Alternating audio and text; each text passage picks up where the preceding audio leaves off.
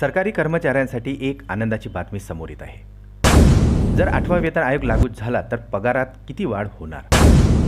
केव्हा लागू होणार 8वे वेतन आयोग? चला तर पाहूया याविषयी सविस्तर माहिती. त्यापूर्वी चॅनलला नवीन असाल तर सबस्क्राईब करायला विसरू नका आणि नवनवीन अपडेट मिळविण्यासाठी बेल आयकॉनला प्रेस करायला विसरू नका. ही महत्त्वाची माहिती आपल्या सहकारी मित्रांना शेअर करून व्हिडिओला लाईक करायलाही विसरू नका.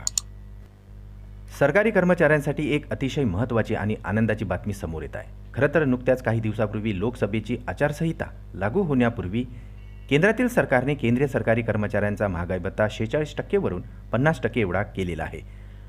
हा महागाई भत्ता वाढ जानेवारी 2024 पासून कर्मचाऱ्यांना लागू करण्यात आलेला आहे. दरम्यान आता महागाई भत्ता वाढीनंतर कर्मचाऱ्यांच्या अतिशय जिव्हाळ्याच्या अशा नवीन वेतन आयोगाबाबत चर्चा सुरू झालेल्या आहेत.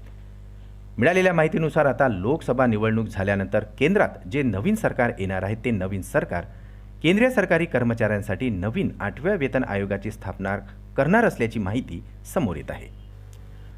आतापर्यंतचा 10 वर्षाचा ट्रेंड पाहिला असता नवीन 8वा वेतन आयोग हा 2026 मध्ये लागू होणे अपेक्षित आहे. मात्र 8व्या वेतन आयोगासाठीच्या समितीची स्थापना वेतन आयोग लागू होण्यापूर्वीच करावी लागणार आहे.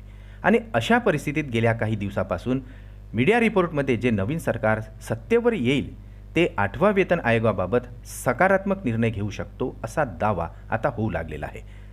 अशा परिस्थितीत आता आपण 8वा वेतन आयोग लागू झाल्यानंतर पगार किती पटीने वाढणार हे थोडक्यात समजून घेणार आहोत.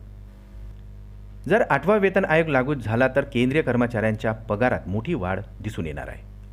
8व्या वेतन आयोगाअंतर्गत मात्र फिटमेंट फॅक्टर सुद्धा वाढणार आहे. मीडिया रिपोर्टनुसार 8वा वेतन आयोग जेव्हा लागू होईल तेव्हा फिटमेंट फॅक्टर 3.68 एवढा होणार आहे. आणि असे झाल्यास कर्मचाऱ्यांचा किमान मूळ पगार हा 18,000 रुपयावरून थेट 26,000 रुपये होणार आहे. चला तर पुन्हा भेटू आमच्या यूट्यूब चॅनलमध्ये नवीन अपडेटचा. तोपर्यंत आनंदी रहा, काळजी घ्या. नमस्कार.